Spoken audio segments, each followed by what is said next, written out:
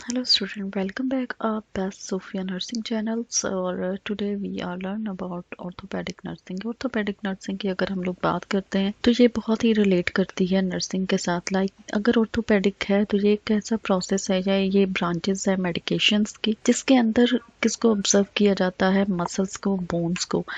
अब अगर हम लोग ऑर्थोपेडिक नर्सिंग की बात करते हैं तो orthopaedic nursing is a nursing speciality focus on the prevention and treatment of the musculoskeletal disorder को किस तरह से ट्रीट किया जाता है, उसकी किस तरह से केयर की जाती है।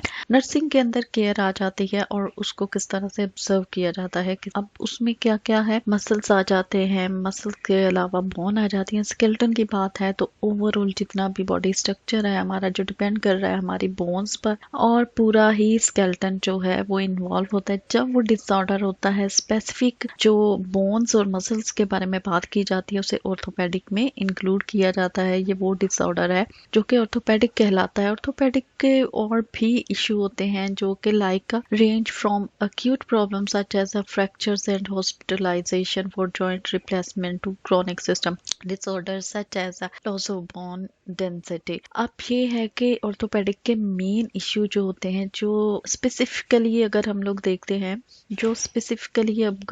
देखते हैं जिसके अंदर आ जाती हैं फ्रैक्चर्स आ जाते हैं, जॉइंट रिप्लेसमेंट करनी है। लाइक जॉइंट रिप्लेसमेंट मोस्टली जो है वो ओल्ड एज पीपल्स के अंदर किया जाता है, लेकिन अगर कोई एक्सीडेंट हुआ है तो यंगर्स के अंदर भी रिप्लेसमेंट होती है। वो डिपेंड करता है कंडीशन पर।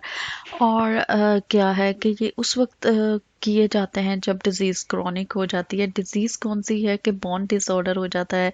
अब बोन्स पर क्या होता है, लॉस ऑफ मसल्स हो सकते हैं या बोन लॉस होना शुरू हो जाती है। लॉस कैसे होती है, अब इसकी डेंसिटी क्या है या किस तरह से इसको देखा जाता है, ये डिफरेंट इसके इश्यू हैं। वो इश्यू क्या है, लाइक जैसे सॉफ्ट हो जाती हैं बोन्स या स्पंजी बोन हो जाती हैं। सो मैनी प्रॉब्लम्स हैं जो कि ऑर्थोपेडिक के अंदर आती हैं। यानी कि अगर हम लोग देखते हैं कि हमारा स्केलेटन जो एक स्ट्रक्चर है, जो बॉडी एक स्टैंड अप है विद स्ट्रक्चर ने, ये जो बोन्स ने इसको स्टैंड अप किया हुआ है, जो एक अलाइनमेंट दी हुई है बॉडी को, तो वो क्या हुआ, डिसऑर्डर हुआ। और कौन कौन सी डिजीजेज हैं उनको देखने के लिए हम लोग ये कुछ ऑब्जेक्टिव हैं। Like by the end of this unit learner will be able to related to normal anatomy को देख लेंगे हम लोग, इसकी कौन कौन से किस तरह से डायग्नोसिस को हम देखेंगे कि डायग्नोसिस की केयर किस तरह से की जाती है। डिफरेंट जो है एबनॉर्मेलिटीज़ को इसके अंदर हम लोग पढ़ेंगे, रीड आउट करेंगे, आइडेंटिफाई करेंगे डिफरेंट टाइप्स ऑफ ट्रांजैक्शन को। एम्पुटेशन क्यों करनी पड़ती है, क्यों एक बॉडी पार्ट जो है रिमूव किया जाता है या बोन को जो है रिमूव करना पड़ता है,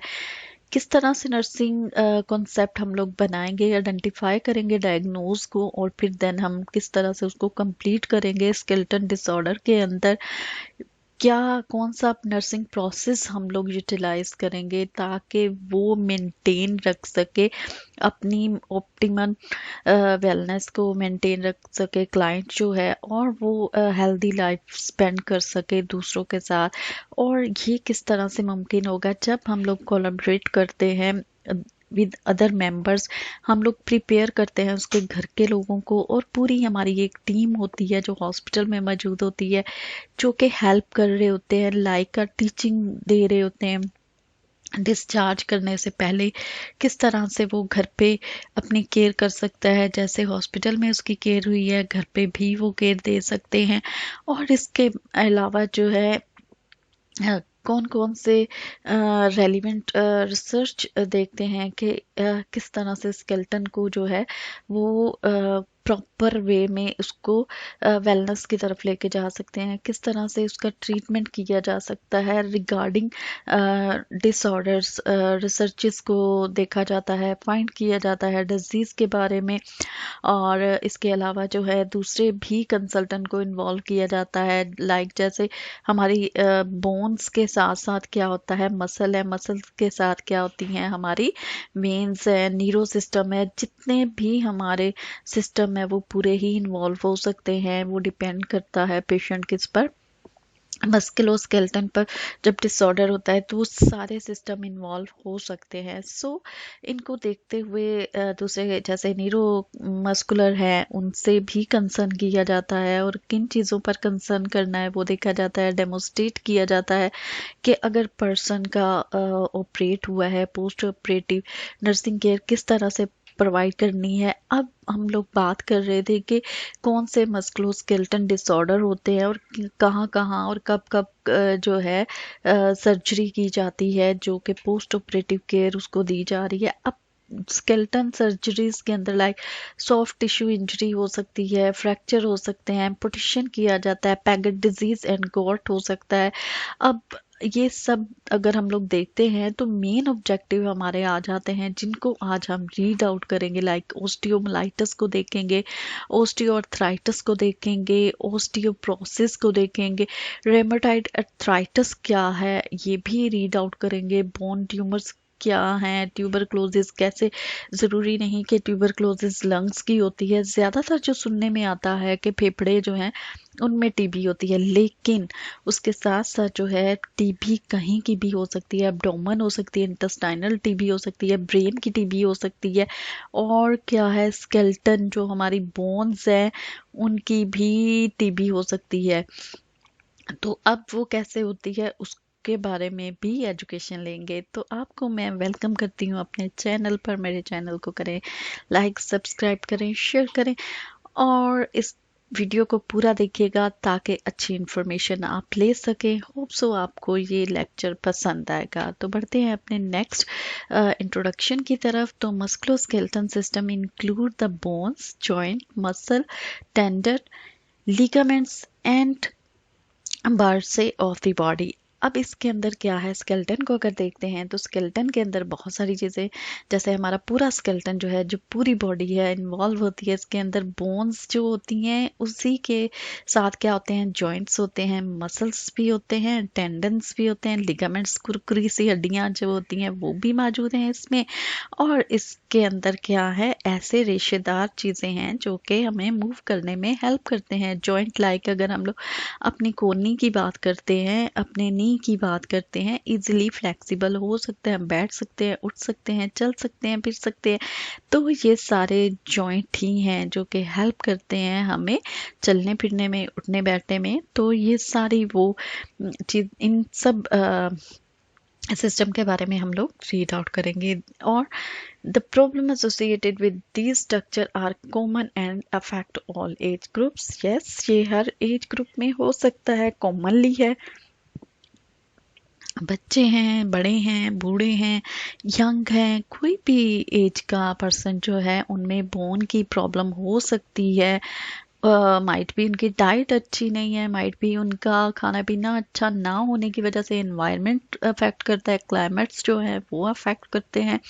इसके अलावा जो है अगर कोई एक्सीडेंट है या उसको हेरिडिटी जो है कोई प्रॉब्लम है जिसकी वजह से बोन और लिगामेंट्स और मसल्स अफेक्ट कर सकते हैं। अब प्रॉब्लम जो है मस्कुलोस्केलेटल सिस्टम में जनरली not life threatening है, but they have significant effect on the patient normal activities and productivity. यानी कि वो अपने काम प्रॉपरली नहीं कर सकता। अगर हमारी बोन्स के अंदर पेन है तो हम किस तरह से काम करेंगे, हम कोई चीज़ ही नहीं उठा सकते। अगर मुझे इवन कि अगर मेरे हैंड में प्रॉब्लम है और इतनी सीवियर मेरे मसल्स जो हैं वो स्टिफ हो गए हैं, या मेरी बोन जो है वो बहुत पेन है, इसके अंदर स्पंजी बोन है, तो अगर किसी ने ज़रा सा हाथ लगा तो वो टूट भी सकती है। प्रेशर अपने ही वज़न से अगर मैंने साइड ली और मेरी बोन जो है सॉफ्ट है तो वो टूट सकती है। सॉफ्ट क्यों हुई है, क्योंकि मेरी डाइट अच्छी नहीं है। सो मैनी चीज़ें हैं जो अफेक्ट करती हैं, लेकिन ये लाइफ थ्रेटनिंग नहीं है। इसका इलाज हो सकता है अगर आप चाहें तो।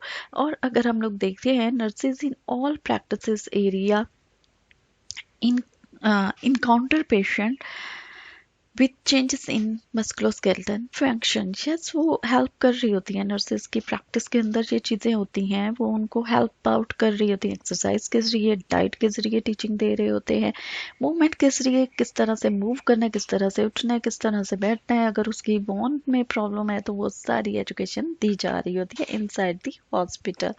दी मस्कुलोस्केलेटन सिस्टम अगर देखते हैं तो ये हमारे स्कल से स्टार्ट होता है। इसके अंदर क्या है, स्कल के बाद ये देखें मैंडिबुलम आ जाता है, नोज की भी बोन होती है जो यहाँ पे बताई नहीं गई। उसके अलावा ये देखें कितनी खूबसूरत हमारे बाजू हैं, इनको जॉइंट किसने किया हुआ है, क्लेविकल्स ने, जिसने एक खूबसूरत, अगर कोई फीमेल की ये बोन्स नजर आती हैं तो कहते हैं कि she is beautiful gorgeous.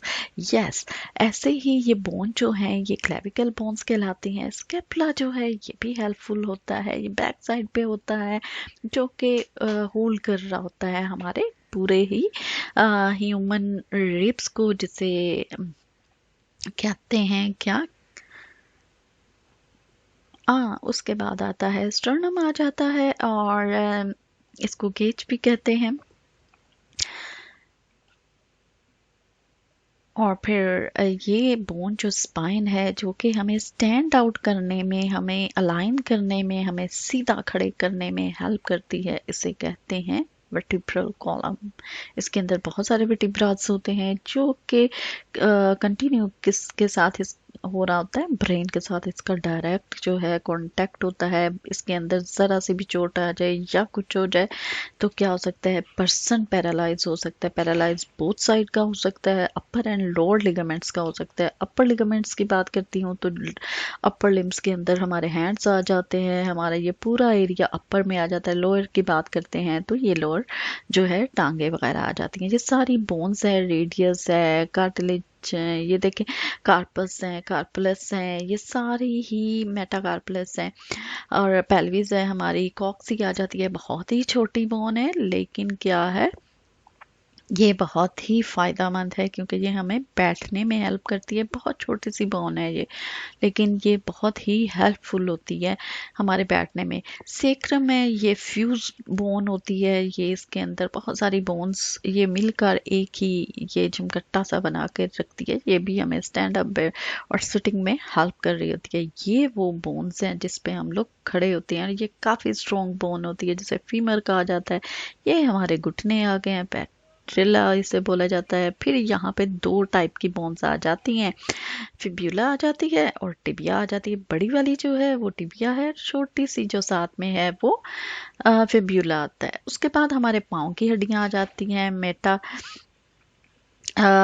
Metatarsal जिसे बोलते हैं, और टॉर्सल होती हैं, और फ्लेंजेस होती हैं। ये हमारे जो पाँव की बोन्स है। होप सो आपको ये एनाटॉमी समझ आ गई है। तो हम नेक्स्ट मूव करते हैं। नेक्स्ट अगर एनाटॉमिकल एंड फिजियोलॉजिकल ओवरव्यू देख लेते हैं तो the health and proper functioning of the muscle skeleton system is interdependent with that of the other body system. ये क्या कर रहा होता है, इंटरडिपेंड कर रहे होते हैं दूसरे मसल्स, जैसे कि आपको पिक्चर्स में भी नज़र आ रहा है कि ये जो है एक दूसरे के साथ इनका काफ़ी तालमेल है, काफ़ी इनका आपस में मेल जोल है। और एक दूसरे के साथ ये अगर मसल नहीं है तो बोन जो है वो अधूरी होती हैं, और अगर बोन नहीं है तो मसल्स जो हैं वो किस काम नहीं कर सकते। तो बोनी स्ट्रक्चर जो है ये प्रॉपरली प्रोवाइड करता है, प्रोटेक्शन करता है हमारे उन वाइटल ऑर्गन्स को जो कि इसके अंदर मौजूद होते हैं। लाइक अगर इंक्लूड कर लेते हैं इन दिस बोनी स्ट्रक्चर में तो वो क्या है, द ब्रेन है, हार्ट है एंड लंग्स है, जिनको ये देखें बोन्स ने पूरी तरह से कवर किया हुआ है, और इसी के साथ साथ मसल्स भी हैं। नेक्स्ट अगर एनाटॉमिकल को मज़ीद हम लोग देख लेते हैं तो एनाटॉमिकल के अंदर बोनी स्केलेटन प्रोवाइड करता है, स्ट्रक्चर फ्रेम एक प्रोवाइड कर देता है जो कि हमारी बॉडी को बहुत ही खूबसूरत बनाता है।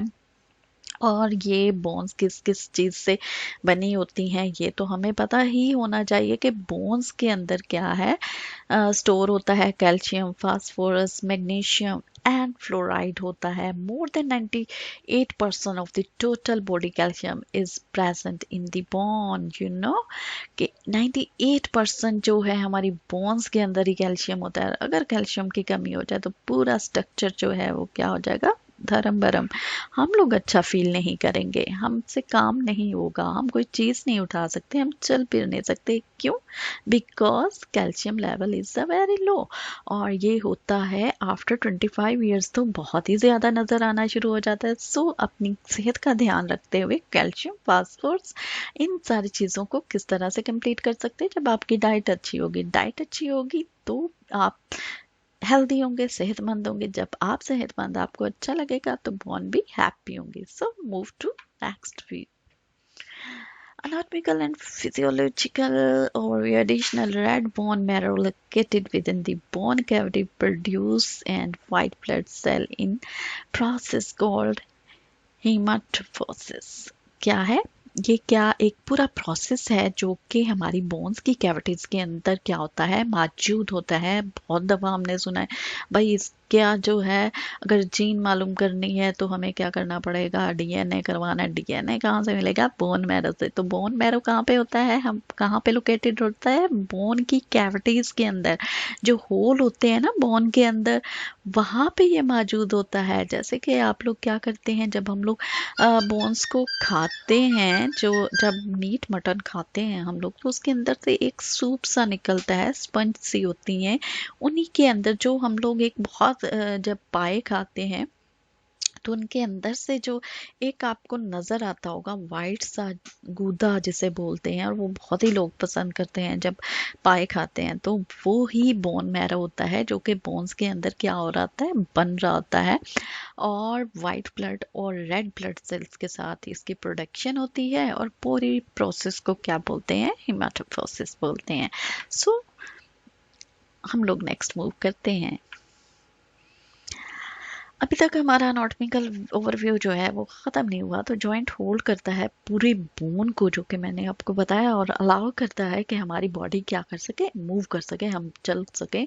जब हमारी बॉडी जो है, हमारी बोन स्ट्रॉन्ग होंगी तो वो सारा मिलकर, जो बोन्स है ना, ये हेल्प आउट करती हैं हमें चलने फिरने में। और मसल इसके साथ अटैच होते हैं, वो स्ट्रॉन्गनेस देते हैं, वो पावर देते हैं, और मूव करने में बोन को, और इसको किस तरह से वार्म रखने में हीट प्रोवाइड कर रहे होते हैं, ताकि हमारी बॉडी टेम्परेचर नॉर्मल रहे, हम इजीली घूम फिर सकें, हम इजीली जो है अपनी लाइफ को एंजॉय कर सकें। सो ओवरऑल अगर हम लोग देखते हैं, it's a different between bones and muscles. तो इसको हमने दिखा दिया। यहाँ पे इस साइड पे आपको बोन नजर आ रही है, और ये मसल्स ने उसको कवर किया हुआ है। सो यहाँ पे थोड़ा मैं स्टॉप करूंगी ताकि आप इसको अच्छे से देख सकें, क्योंकि हमने इसको रीड आउट कर लिया है। स्कल, स्पाइन, ये सारी ही चीज़ें हमने रीड की हैं लास्ट अपने स्लाइड पे। होप सो आपको ये समझ आ रही होगी, और बहुत अच्छे से समझ आई है तो एक थंब तो बनता ही है मेरे दोस्त। इसको सब्सक्राइब करें, लाइक करें, और पूरी वीडियो देखें ताकि मेरी हौसला अफजाई हो और मैं नेक्स्ट वीडियो बनाने वाली हो सकूं। सो मेरी मोटिवेशन है, मेरी मोटिवेशन को इम्प्रूव करने के लिए, जैसे बोन्स को इम्प्रूव करने के लिए कैल्शियम की ज़रूरत है, तो मेरे चैनल को इम्प्रूव करने के लिए थंब और व्यू की ज़रूरत है। तो इसको ज़रूर बढ़ा दीजिएगा। तो मिलते हैं नेक्स्ट वीडियो में। जब तक दें सोफिया को इजाज़त। God bless you everyone.